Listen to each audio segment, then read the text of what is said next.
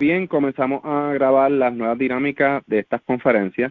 Vamos a comenzar con las lecturas de las Haftará de la Parashá Bereshit. Cada Haftará que vayamos a leer tiene que ver con la porción de la Torá, de la Parashá. En esta es Yeshayá 65:17 al 66:13. Luego de la lectura se procede a realizar un breve resumen o aporte del mismo. Además, se puede entrar el ejemplo de la misma parashá sobre dichos capítulos, pero la idea fundamental será la redacción de las Haftará. Además, se estará leyendo los capítulos 2 y 3 del libro de Ruth y se hará un resumen igual. Y cada uno de los que está participando traerá algún aporte sobre esta lectura. Antes de comenzar, vamos a recitar la bendición.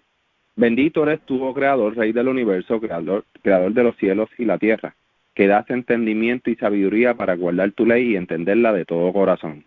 Bendito eres tú, Adonai, dador de la vida, la cual tu justicia es justicia eterna y tu Torah la misma verdad.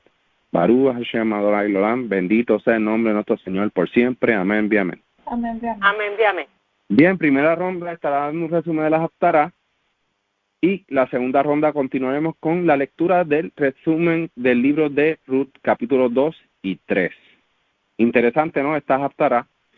Lo bueno de continuar estudiando estas Haftará es que no nos vamos a despegar de lo que son las porciones de cada semana, así que vamos a ir alineados con eso. Y estas Haftará se sacan, obviamente, de nuestros hermanos caraítas allá en Israel, que dicen las Haftará que va a compaginar con la Parashá. Sabemos bien que esta connotación es algo futuro. Esta Haftará dice que no recordaremos lo que fue antes de nosotros, porque claro, se habla aquí de un reset. Hay caraítas que afirman que va a haber un reset mundial, y sí lo va a haber. Y aquí en esta lectura podemos confirmar que sí va a haber un reset. Dice el Creador que está creando cielo y tierra nueva. ¿Dónde vamos a vivir? Pues donde se ha designado al ser humano a vivir, en la tierra. No hay más nada.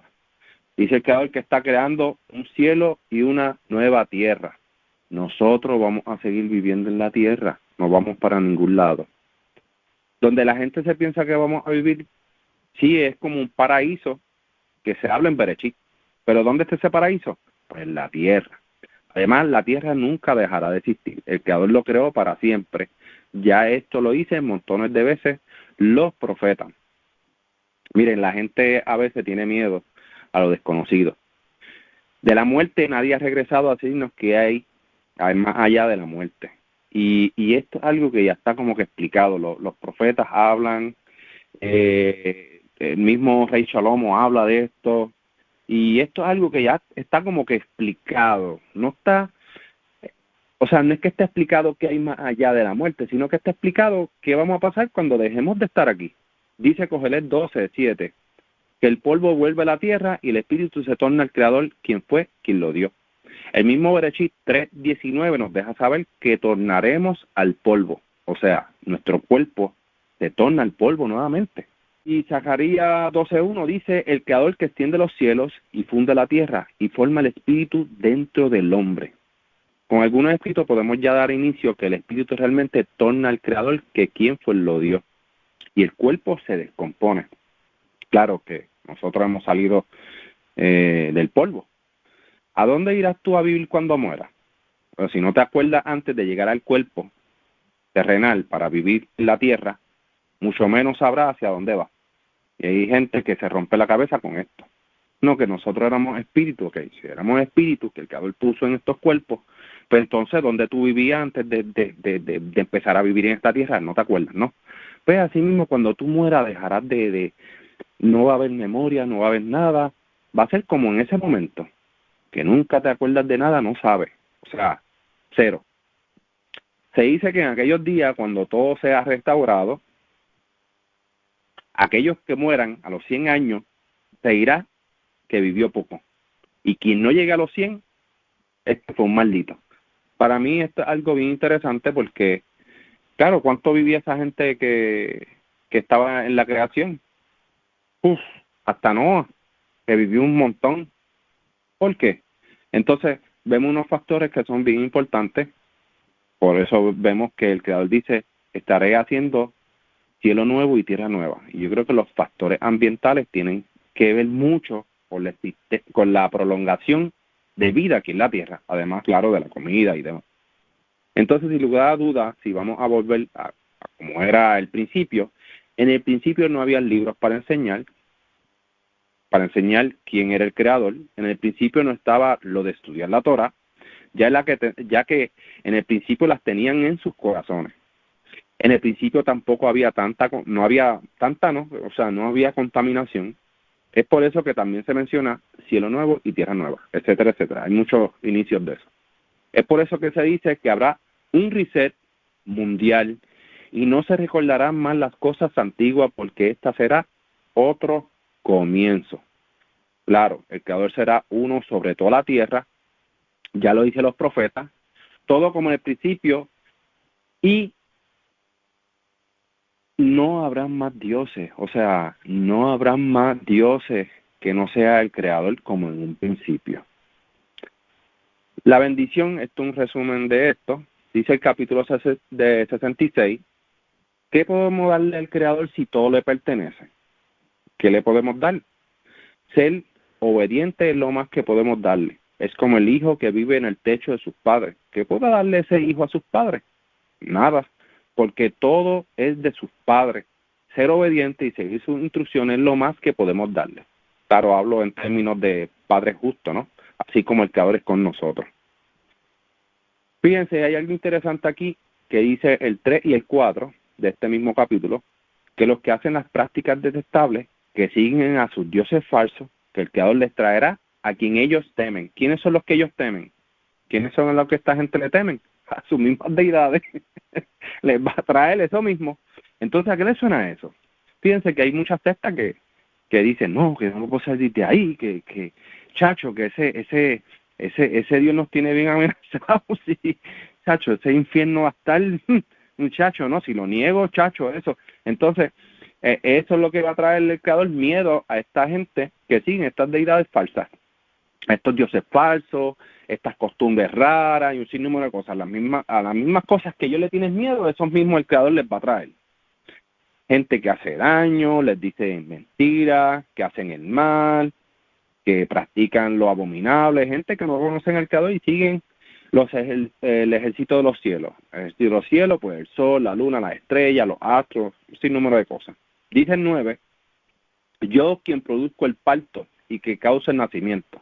Obviamente aquí vemos hablar de un pueblo o las ciudades. También las ciudades se dicen que, por ejemplo, lo que es Sion, Jerusalén está de parto. Salen de ahí otras ciudades que son fortificadas y el Creador ha bendecido. Entonces, en términos, ¿verdad?, metafóricos, lo vemos de esta manera. Pero sí, el Creador, obviamente, Él es el que hace el que produzca todo.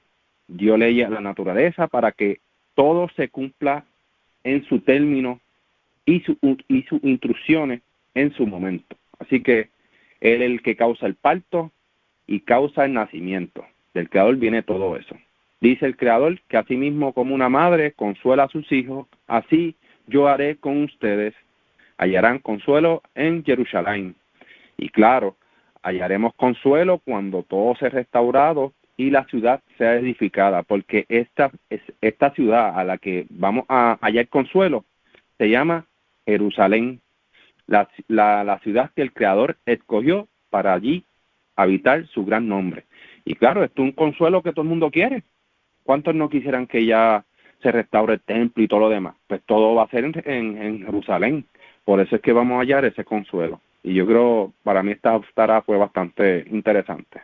Vamos a seguir con la segunda ronda para quienes quieren dar este aporte sobre esta haftará. Seguimos con Irian. Adelante, Irian.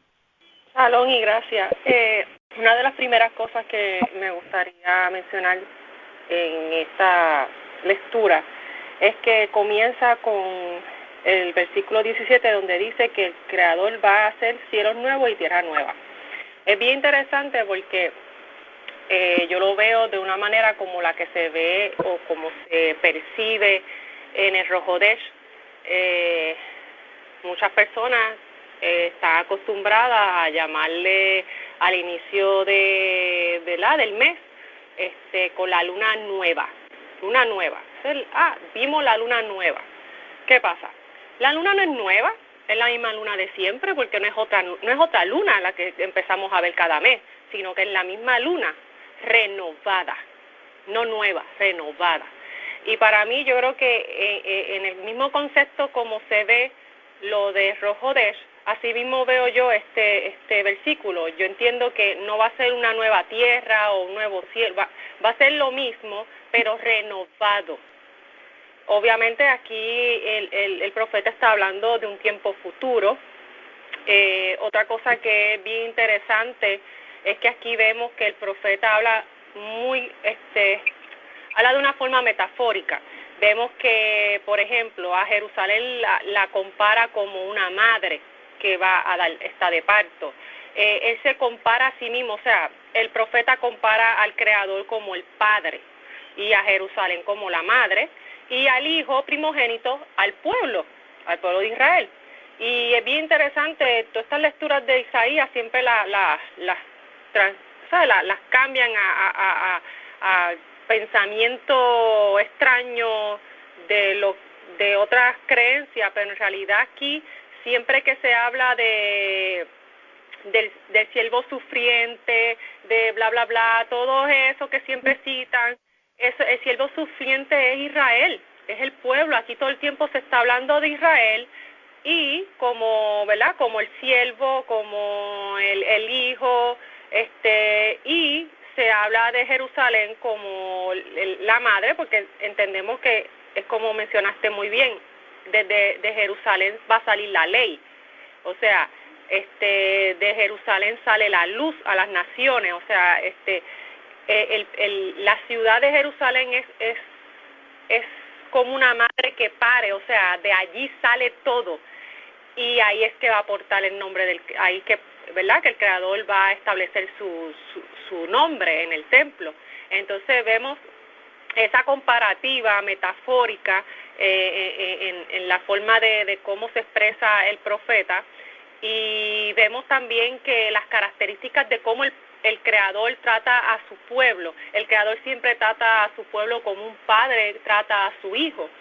Entonces ahí podemos, si tenemos ese concepto bien claro, podemos entender muy bien estas lecturas y lo que quiere, ¿verdad?, lo que quiere llevar el profeta a el mensaje. Hay algo bien interesante también que habla aquí el profeta, y es que el profeta todo el tiempo está hablando de que el Creador lo levanta, o sea, el Creador da aviso, pero el Creador da aviso de forma de que Él levanta profetas para hacer un llamado al pueblo, para que el pueblo regrese a la ley, para que retorne a Él. Y todo el tiempo vemos que el Creador, en verdad, dentro de la historia del pueblo de Israel, el Creador levantaba profetas, y este profeta, el fin del profeta, del mensaje del profeta era ese, que el pueblo se retornara al Creador, se arrepintiera de lo malo y empezara a hacer lo bueno.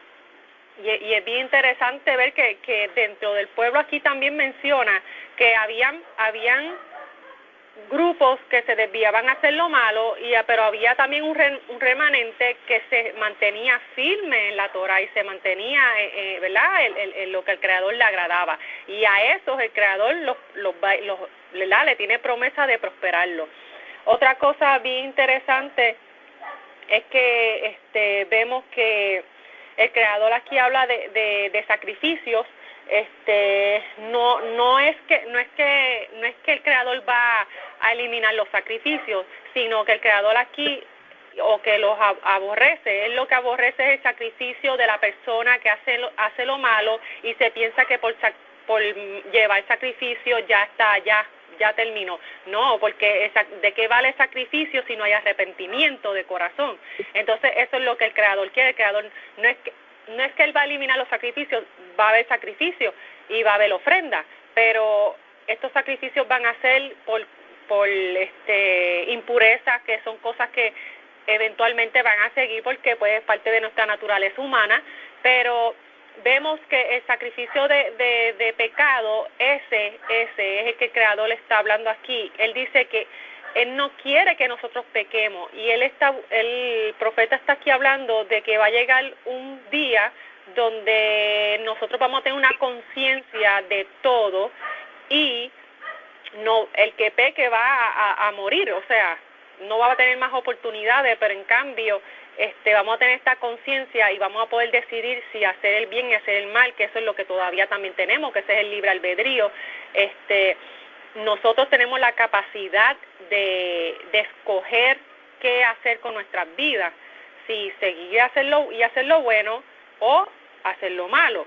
Y tenemos que hacernos responsables de las consecuencias de esas decisiones que tomamos en nuestra vida.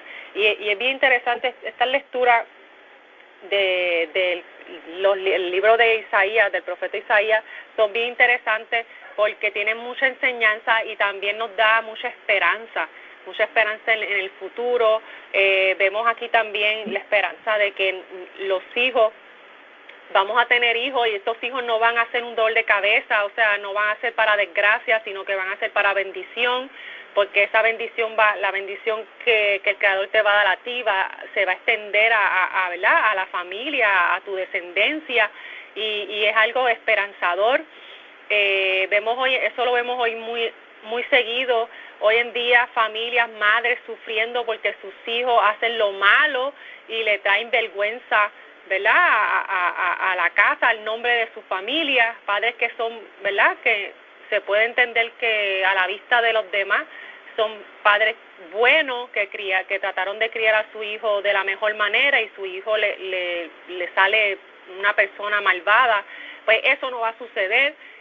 Vemos también en la larga vida, vemos que muchas personas hoy en día a veces desean morir joven, hacen cosas arriesgadas, poniendo en peligro su vida, no aprecian, no tienen un valor verdadero de lo que es la vida, y aquí nos da una enseñanza también de que la vida, la calidad de vida y la vida buena es en los años, o sea, el durar muchos años, el tú tener muchos años y morir de viejo es algo de bendición, porque tú puedes ver a tus generaciones, ¿verdad?, por lo menos la primera, segunda y hasta tercera generación nacer, y eso es algo de alegría, envejecer con dignidad, envejecer bien, y son cosas que vemos aquí que nos dan, ¿verdad?, esperanza en ese futuro que todos anhelamos.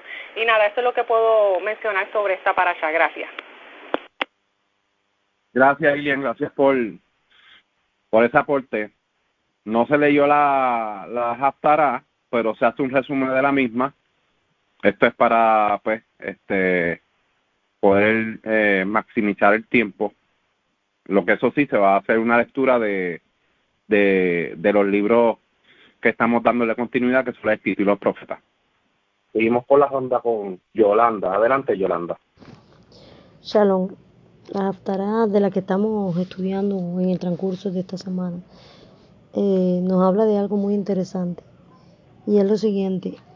El Señor está regañando, mostrando un problema que está presentando Israel, y que también nos sirve a nosotros de ejemplo para hoy y para nuestros días, y está comparando al que sacrifica un buey en el altar del Señor, que es un animal limpio, aparentemente es un animal apto para sacrificar. El Señor lo está comparando a como si alguien matara a un hombre, que sería en todo caso, viéndolo como que lo está viendo como algo terrible, porque vemos que el hombre es la imagen de Dios, y el que comparen que para Dios ese buey es lo mismo que matar a un hombre, está diciendo cuán abominable puede convertirse. El que sacrifica una oveja como si degollase un perro, ya que vemos lo mismo, un animal limpio sobre el altar comparándolo a un animal inmundo. Y el que hace ofrenda es como si estuviera ofreciendo sangre de cerdo, y en este caso está haciendo ejemplos completamente opuestos. ¿Y por qué está haciendo estas comparaciones tan contrapuestas una con la otra? El mismo Señor lo dice, porque escogieron sus propios caminos y su alma amó a las abominaciones. Es interesante cuando dice el Señor, traeré sobre ellos lo que ellos temieron, porque hablé y no oyeron, sino que hicieron lo malo delante de mis ojos, escogieron lo que me desagrada. Y aquí está la clave. Cuando nosotros estamos escogiendo en vez de la voluntad del Señor lo que el Señor le desagrada y queriendo aún así que el Señor acepte lo que estamos haciendo para Él, no funciona.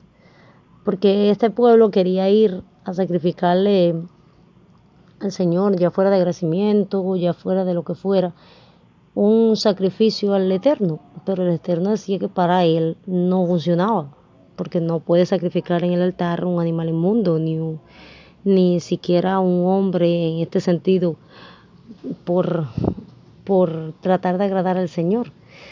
Porque no funcionaba, porque ellos estaban haciendo lo malo delante del Señor.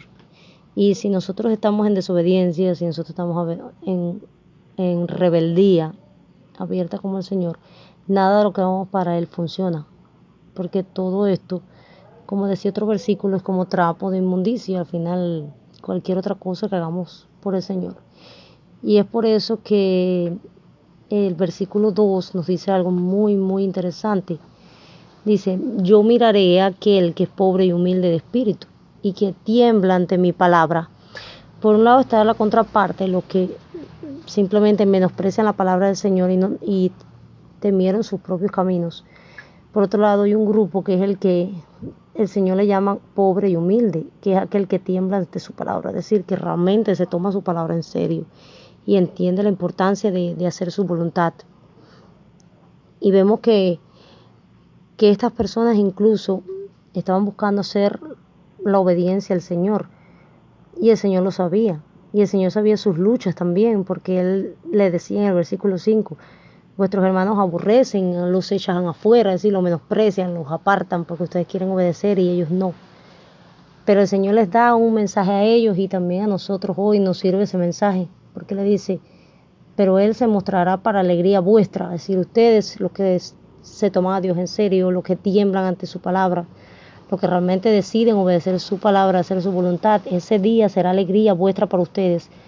Pero todos ellos, los que quieren hacer esto, finalmente serán confundidos y finalmente les espera lo que ustedes cosecharon. Y eso es un mensaje que nos reconforta, nos fortalece, nos ayuda a escoger siempre por Dios, pase lo que pase, aun cuando otros te menosprecien, aun cuando otros se burlen. Y Él está dando un mensaje precioso, alégrense con Jerusalén y gócense todos los que la aman. Y este contraste, todos los que la aman, me recordó en Éxodo 20, cuando el Señor dice, hago misericordia a millares, los que aman mis mandamientos, hago misericordia a aquellos que me aman y guardan mis mandamientos. Y vemos que amar a Jerusalén, amar la restauración de todas las cosas, es mucho más de que decirlo solo de boca, decir te amo, yo deseo que sea restaurado Jerusalén. ¿Para qué quieres que sea restaurado Jerusalén? ¿Para qué quieres que sea todo restaurado si no amas la palabra del Señor, si no amas el obedecerlo, el temblar ante su palabra? Y entonces el Señor les dice, yo estoy hablando con ustedes, con los que realmente aman, con los que realmente tiemblan ante mi palabra. Y es un mensaje de consuelo para ellos, porque vendrán cosas preciosas y por ejemplo en el versículo de Isaías 65, el 19 dice, me alegraré con Jerusalén, me gozaré con mi pueblo, nunca más se oirá en ella voz de lloro ni voz de clamento. Es decir, hay preciosas promesas para su pueblo, pero su pueblo es aquel que tiembla ante su palabra, aquel que realmente lo ama, aquel que se toma al Señor en serio. Si nosotros queremos cosechar el resultado de nuestros actos, pues que nuestros actos demuestren que nosotros somos ese grupo que temblamos ante la palabra del Señor. Gracias, Yolanda, por el aporte. Seguimos con la ronda con Jonavé. No sé si Jonavé tiene algún aporte que dar sobre estas haftarás. Sí, Shalom, algo rapidito. Bueno, aquí, ¿verdad? Vemos que esta profecía derrumba todas las creencias erróneas de lo que, ¿verdad?, algunas religiones quieren exponer sobre finales del mundo, infiernos eternos, gente yendo al cielo, y otras en la perdición, en un infierno. Esta profecía aclara todas las dudas y expone la verdad. la Torá nos enseña la verdad de lo que va a suceder, de lo que viene, ¿verdad? Y como dice Elian, ¿verdad? Vemos aquí en la primera parte, en la 17, que dice que de lo primero no habrá memoria, ni más vendrá el pensamiento, que crean nuevos cielos y nueva tierra. Entonces, tanto la mente como lo terrenal, ¿verdad? El Creador, en pocas palabras, lo va a, ¿cómo se dice la palabra? ¿Cómo fue la palabra que usaste, Gillian? Renovar. A renovar, exacto. Tanto la tierra como el pensamiento de nosotros va a ser renovado. No vamos a recordar las cosas que sucedieron antes, ¿verdad? Estas sí son buenas nuevas. Porque como también dijo Elian, nos presenta esperanza. Nos da conforte de que todo lo que dicen, ¿verdad? Otras creencias es nada más y nada menos un mecanismo para que la gente tenga miedo y atraerlos a su religión, ¿verdad? Miren cómo dice el 18, más os gozaréis y os alegraréis por siglo de siglo. En las cosas que yo creo. O sea, todo va a ser alegría. No va a haber nada de lo que hubo antes, que lágrimas, dificultades, sufrimiento. Y más allá también me encanta que dice, edificarán casas y morarán en ellas. O sea, no va a suceder lo que pasó en el pasado. Todo lo que tú hagas va a ser para ti. O sea, tú no vas a edificar casas para que vengan, te saquen de ellas y ellos permanezcan en esas casas, ¿verdad? Cuando dice plantarán viñas, esos frutos van a ser nuestros. Nosotros no vamos a trabajar fuerte por ellos para que otros nos quiten el fruto que tanto nos costó, ¿verdad? Y por último, hasta los mismos animales van a tener paz entre ellos. Ningún animal va a pelear uno con el otro, ningún animal va a ser presa. Y bien interesante, ¿verdad? Que igualmente, como leemos en Bereshit, a la serpiente el polvo será su comida. O sea, la serpiente siempre va a quedar de la manera, ¿verdad? Que el creador la humilló a eso. Y siempre se va a quedar igual, eso no cambia. Entonces, no afligirán ni harán mal en todo mi santo monte. O sea que va a haber seguridad y paz por completo. No hay infiernos, no hay fuego eterno como quieren enseñar creencias, y tampoco un fin del mundo. O sea, no, que estamos en los últimos tiempos, ya este mundo se tiene que acabar, hasta así mismo dicen, y yo me quedo, pero wow, ¿de dónde? O sea, obviamente se lo sacan de sus creencias, pero es que para tú creer eso verdaderamente tú no tienes criterio propio y no estás pensando, y con más razón creencias que tienen entre sus manos la Torá para leerla, no buscan, no leen. O sea, no hay dos finales, no hay, o sea, eso es imposible. Por eso es que una cosa no tiene nada que ver con la otra, y esta profecía lo deja muy claro y verdaderamente nos muestra lo que va a suceder en el futuro. Y pues nada, eso era lo que quería decir. Gracias, Jonavé, gracias por el aporte. Definitivamente, cuando obviamente se habla de tierra nueva y cielo nuevo y tierra nueva, no se está hablando que va a venir otro planeta a existir, a reemplazar este. Se está hablando de lo mismo, es algo, como mencionó aquí mi señora, es algo renovado. Sabemos que la luna siempre es la misma, no hay una luna nueva, es la misma de siempre. Es una luna renovada, vuelve otra vez a su ciclo, y vuelve y se renueva y vuelve otra vez a su ciclo.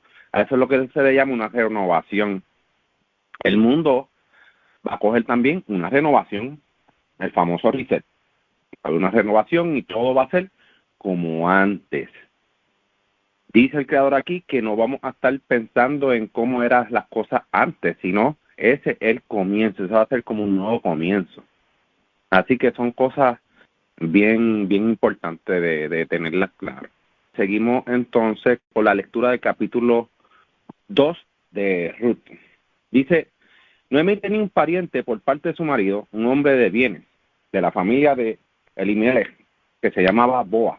Y Ruth, la moabita, dijo a Noemí, me gustaría ir a los campos a recoger entre las espigas detrás de alguien que me muestre bondad. Ella le respondió, sí, hija mía, vete. Y ella se fue. Llegó y se puso a espigar en el campo detrás de los cosechadores. Y se dio la coincidencia de que aquella parcela del campo pertenecía a Boaz, que era de la familia de Elimelech. En eso llegó Boaz de Betlehem y saludó a los cosechadores. El Creador esté con ustedes. Y ellos respondieron, el Creador te bendiga. Boaz le preguntó al criado, que estaba encargado de los cosechadores, ¿de quién es esa muchacha? El criado encargado de los cosechadores respondió, ella es una muchacha moabita que volvió con Noemí del país de Moab. Ella me dijo, por favor, déjame espigar y recoger entre las gaviñas detrás de los cosechadores. Ha estado en pie desde que vino esta mañana, no ha descansado más que un ratito en la cabaña. Boaz le dijo a Ruth, escúchame, hija, no vayas a espigar a otro campo, no vayas a ninguna otra parte, sino quédate cerca de mis muchachas. Mira bien el campo que están cosechando y síguela. Yo les he ordenado a los hombres que no te molesten. Y cuando tengas sed, ve a las tinajas y bebe del agua que han sacado los hombres. Ella se postró con su rostro hasta el suelo y le dijo, ¿por qué usted es tan bondadoso que se ha fijado en mí siendo yo una extranjera? Boaz le dijo en respuesta, me han contado todo lo que hiciste por tu suegra después de la muerte de tu esposo, como dejaste a tu padre y a tu madre y a tierra donde naciste y viniste a un pueblo que no habías conocido antes. Que el Creador recompense tus acciones, que tengas una recompensa completa de parte del Creador Elohim de Israel, bajo cuyas alas has buscado refugio. Y ella respondió, usted es tan bondadoso, mi amo, al consolarme y hablarme gentilmente a su servidor, aunque yo no soy ni como una de sus criadas. A la hora de la comida, Boaz le dijo, acércate aquí y participa de la comida, y moja tu bocado en el vinagre. Entonces ella se sentó junto a los cosechadores. Él le dio grano tostado y ella comió hasta saciarse y le sobró.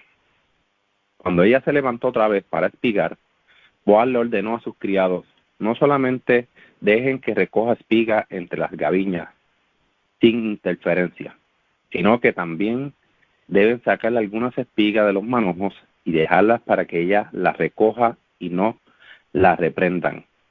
Ella espigó en el campo hasta el atardecer. Luego, de grano, lo que había espigado, había como un efa de cebada, y se lo llevó consigo al poblado. Cuando su suegra vio lo que había espigado, y cuando también sacó lo que le había sobrado de la comida después de haberse saciado, y se lo dio, su suegra le preguntó, ¿dónde espigaste hoy? ¿Dónde trabajaste? Bendito sea el que se ha fijado en ti. Así que ella le contó a su suegra con quien había trabajado, diciendo, el hombre con quien trabajé hoy se llama Boaz. Noemí le dijo a su nuera, sea el bendito del Creador, quien no le ha fallado en su bondad, ni a los vivos, ni a los que han muerto. Noemí le explicó a su nuera, ese hombre es un familiar nuestro, él es uno de nuestros parientes redentores. Ruth la moabita dijo, además de esto me dijo, quédate junto a mi criado hasta que se acabe toda mi cosecha. Y Noemí le respondió a Ruth, su nuera, es mejor, hija, que salgas con sus criadas, para que no te vayan a molestar en otro campo. Así que se quedó junto a las criadas de Boaz y espigó hasta que terminó la cosecha de la cebada y la cosecha del trigo. Entonces se quedó a vivir con su suegra. Le dijo Naomi a su suegra, hija mía, debo buscar seguridad para ti, para que te vaya bien. Ahora, Boaz, nuestro pariente, con cuyas doncellas has estado, aventará la cebada esta noche en el trilladero. Báñate pues, úngete, vístete con tus mejores prendas y desciende hacia el trilladero. Mas no te des a conocer al hombre hasta que haya finalizado de comer y beber.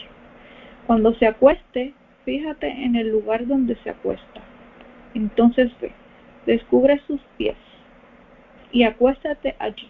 Entonces él te dirá qué hacer. Dijo, todo lo que me digas haré. Descendió hacia el trilladero e hizo exactamente todo lo que le instruyó su suegra. Comió Boaz y bebió y se alegró su corazón. Fue a acostarse en el extremo de la pila de granos.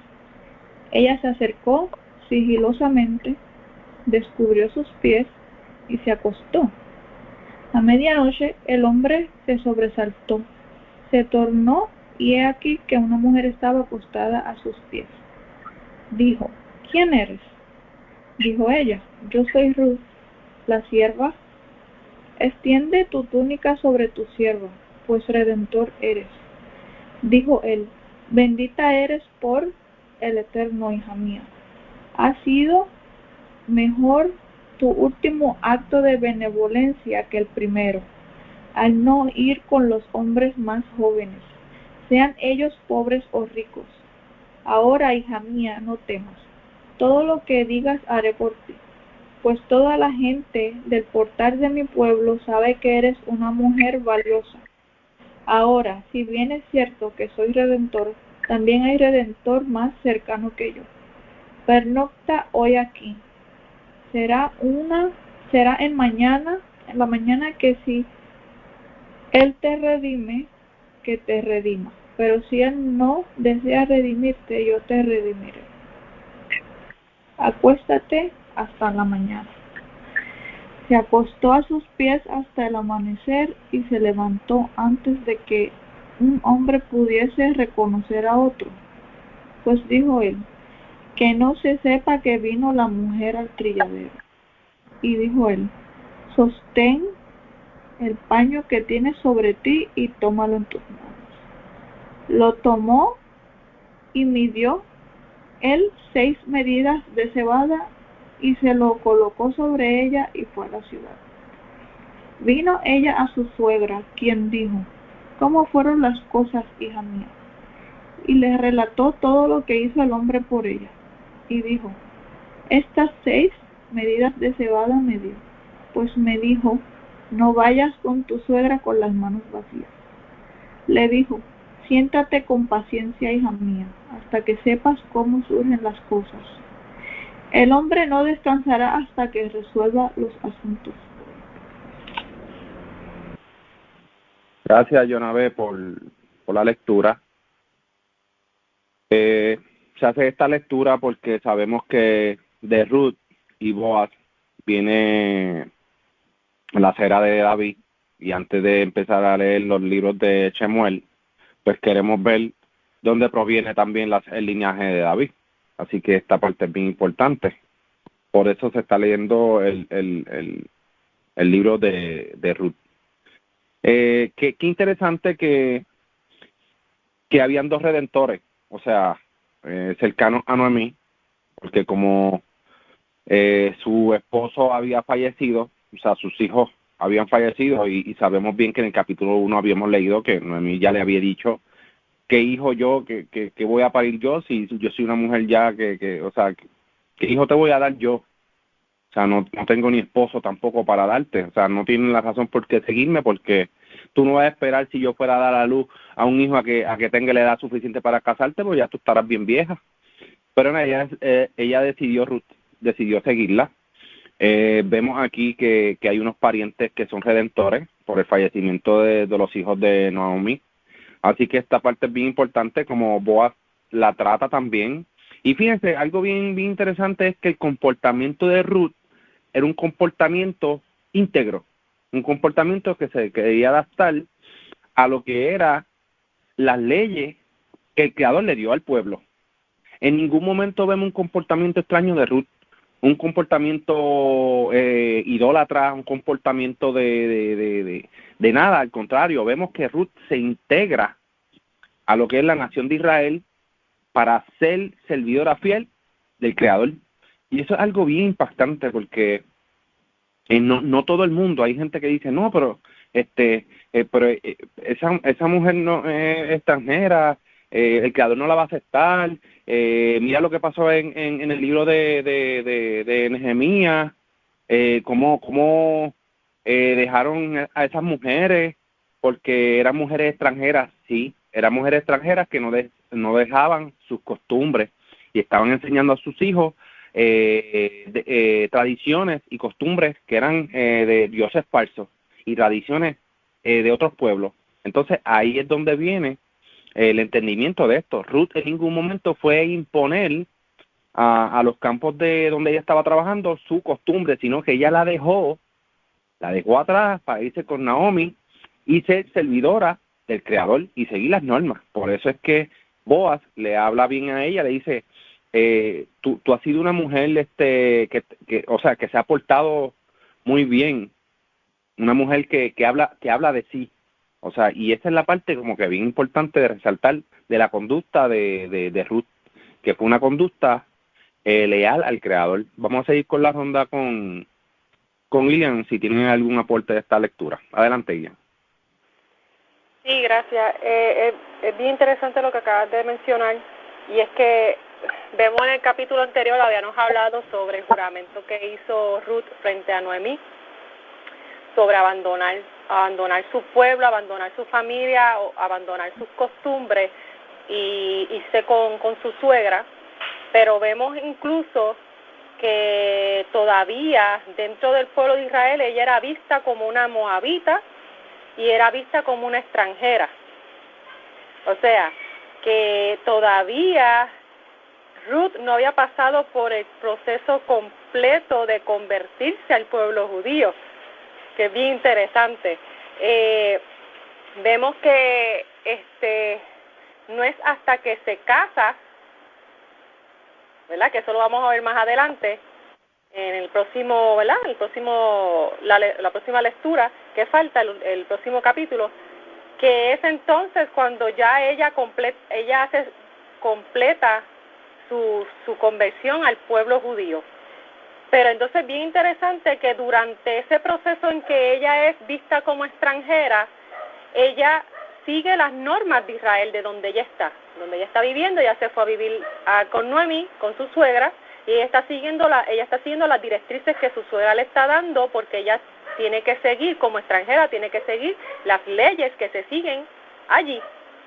Y vemos bien interesante que incluso adicional a que ella sigue esas leyes, esas normas y esas costumbres, Boaz ve en su corazón, en el corazón de Ruth, era un corazón noble, era un corazón recto. Es por eso que ella obedece fielmente a la palabra de su suegra, va y trabaja.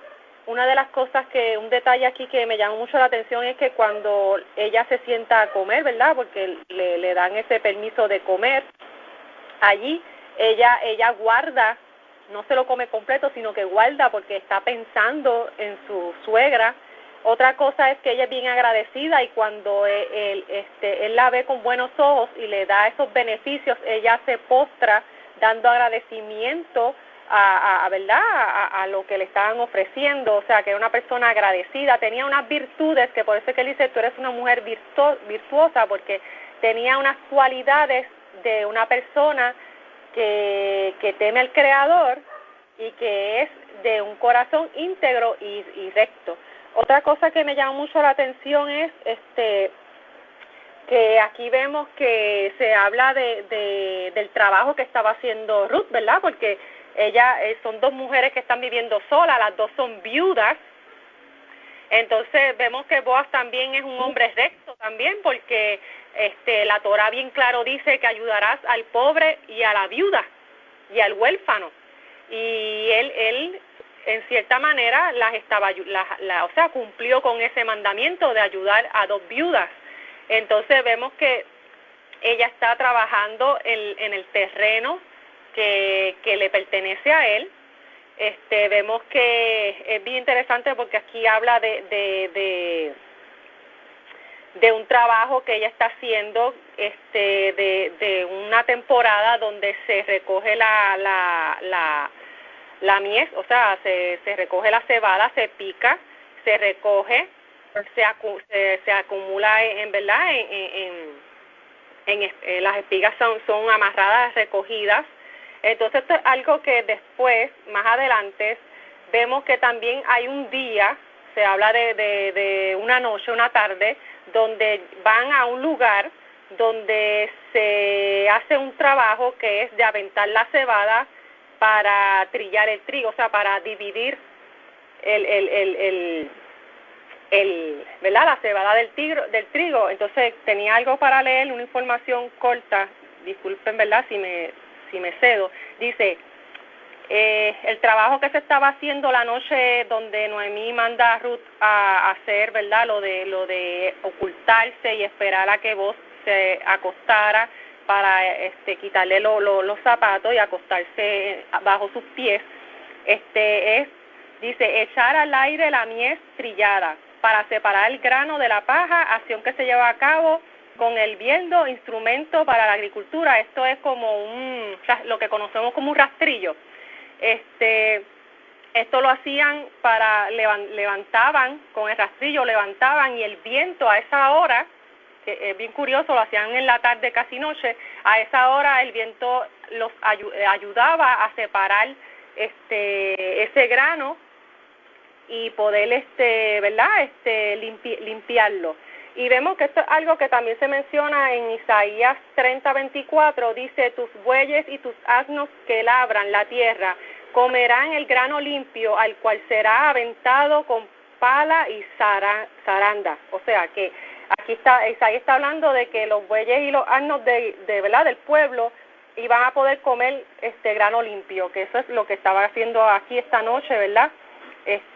Boaz y sus trabajadores, ¿verdad? Estaban haciendo esta labor a esa hora, y Noemí entonces le tiene este plan, porque Noemí entonces ya ella sabe que Boaz vio con buenos ojos a Ruth, y entonces pues ella está haciendo de intermediaria para que suceda todo esto, porque ya se da cuenta del interés. Pero vemos que Boaz, adicional, es un hombre honrado, y dice, ciertamente hay otro pariente más cercano que yo, y hay que primero ver si él está interesado en redimirte. Redimirte, que hay que entender que se trata de, redimir es rescatar, liberar, sacar a alguien de alguna obligación, algún trabajo, o de la esclavitud, o de ponerle fin a alguna angustia. Y es por eso que Ruth le llama a él que es su redentor, porque es el que está librándola de una angustia, la está librando y rescatando de pasar hambre, ¿verdad? De las situaciones que pasa una mujer viuda en ese tiempo. Entonces, bien interesante ver que él, dentro de su, ¿verdad? De su rectitud ¿verdad? Y lo que lo caracteriza, dice que regresa con más cosas, con comida, le da para comer a ella y a su suegra, y le dice que se mantenga callada, que no diga nada hasta que se resuelva el asunto. Y Noemí efectivamente le dice que sí, que ella en su corazón ella sabía que Boaz iba a hacer todo lo posible porque se agilizara todo el proceso para que entonces él pueda redimirla frente al pueblo y rescatarla frente al pueblo. Y es bien, toda esta lectura es bien interesante, es bien bonita, es algo que también es bueno conocer, porque de ahí sale, ¿verdad? El lineaje del rey David. Vemos muy bien que a David no se le llama moabita, o sea, él es de la tribu de Judá. Entonces, vemos que la descendencia viene por el padre, no por la madre. Y vemos también que David viene de una descendencia de unos hombres y una mujer íntegros y con virtudes y rectitud. Y nada, eso es lo que de verdad que quería mencionar de esta lectura. Gracias. Gracias, Ilian, gracias por el aporte. Definitivamente una historia bastante conmovida. Esa es la palabra que yo le daría, porque es conmovida y esperanzadora, ya que de ahí es que el Creador decide levantar un rey para Israel. Y como se dice más adelante, cuando David muere, y no había otro como mi siervo David, íntegro en mis caminos. Y esa es la palabra, íntegro. Es bastante difícil hoy en día hallar una persona íntegra en los caminos del Creador. Seguimos por la ronda con Yolanda. Adelante, Yolanda. En la grabación de Ruth 2, es decir, en el estudio de Ruth 2, seguimos viendo un poco de cualidades de Ruth. Anteriormente, en la grabación pasada, se pudo ver la fidelidad, la determinación, el que ella era una persona de una sola palabra, no era alguien de doble ánimo, alguien cambiante. Y ahora una actitud que vemos es que Ruth es una persona que realmente se puso bajo la autoridad de su suegra y estaba allí sirviéndola. Al punto que una de las cosas que me llama la atención cuando ella le dice a Noemí, déjame ir al campo a recoger espigas, detrás de aquel que me lo permita. Es decir, ella está sometida bajo la autoridad de su suegra y le pide que ella sea quien la autorice, quien le dé permiso. Ella quiere hacer las cosas bien, quiere hacer las cosas de acuerdo a la voluntad de Dios. Cuando ella dijo, tu pueblo es mi pueblo, tu Dios es mi Dios, realmente se tomó en serio hacer las cosas correctas. Así que todo el tiempo se va a notar en el libro que ella está consultando a su suegra para todo lo que está haciendo, la pone al tanto, está al corriente de todo.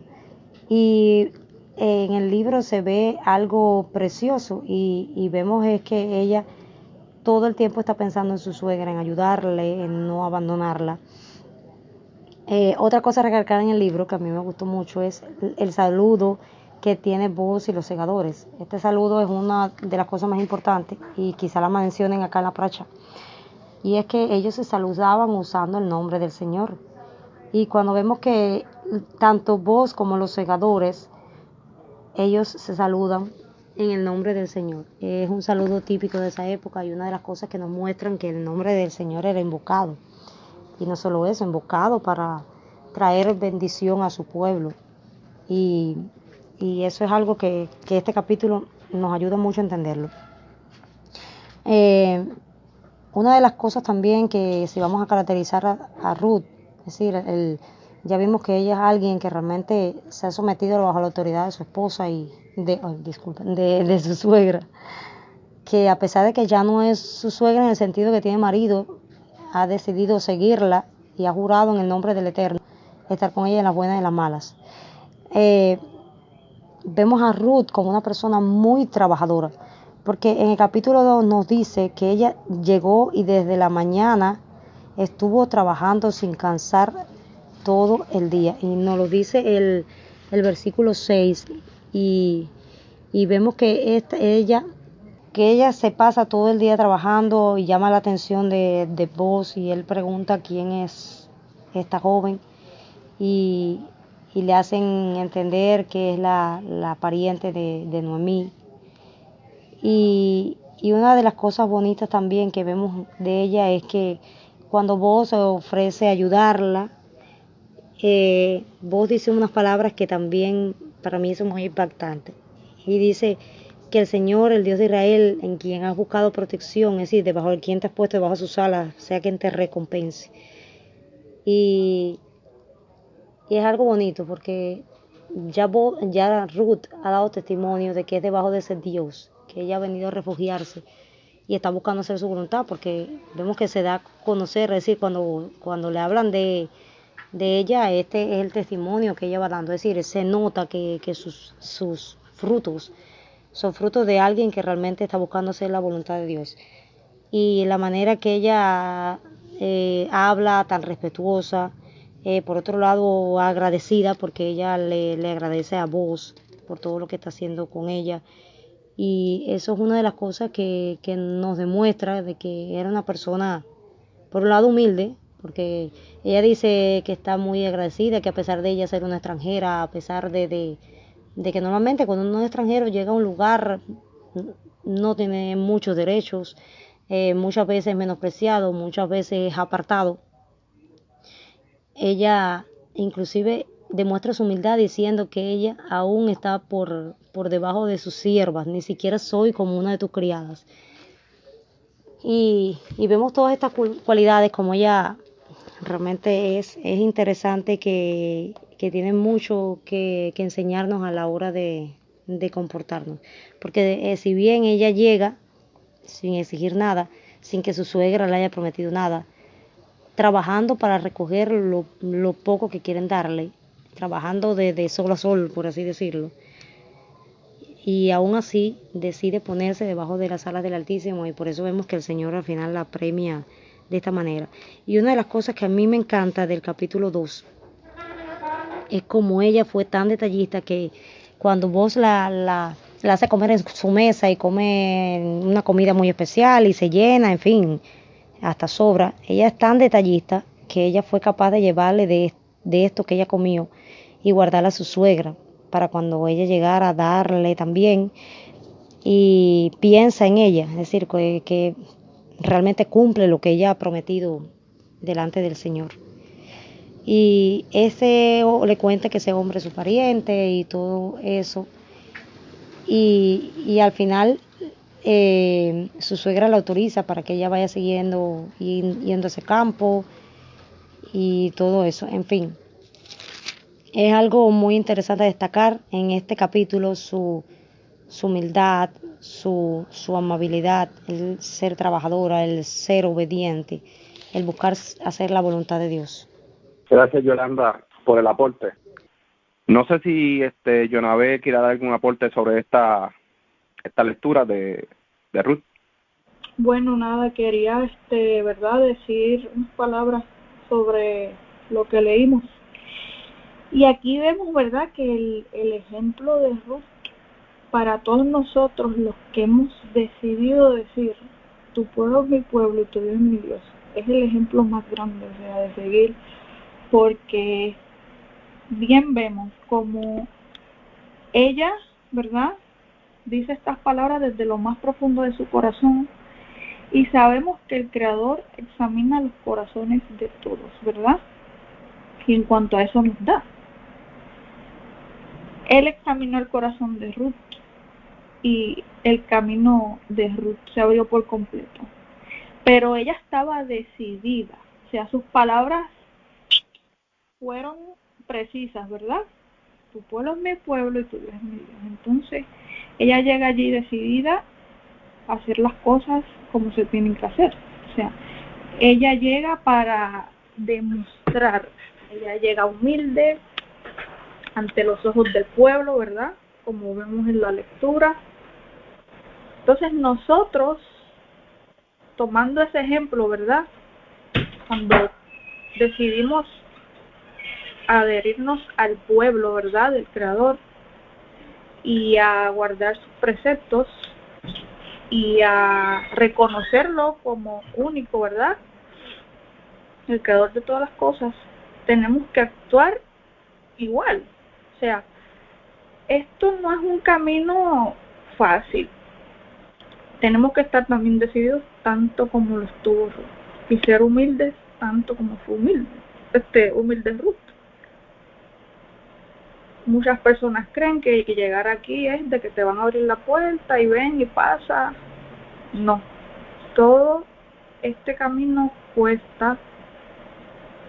Tenemos que tener paciencia, tenemos que demostrar, ¿verdad?, y más que todo al Creador, porque al frente de los hombres podemos ser cualquier cosa, pero nuestras acciones, ¿verdad?, demuestran. Y aquí vemos que todas las acciones que Ruth llevó a cabo al frente del pueblo cuando llegó fueron lo que precisamente ella dijo.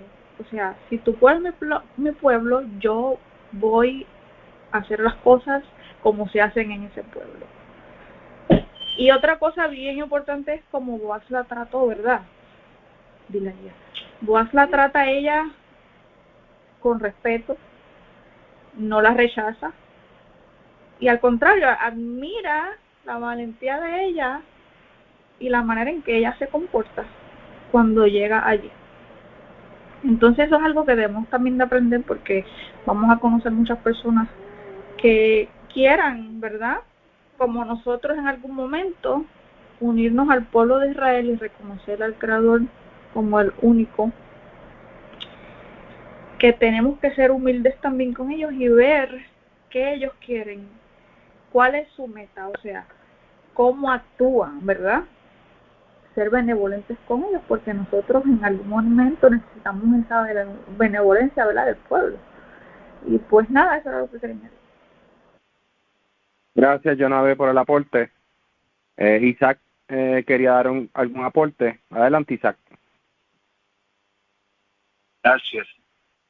Quería comentar que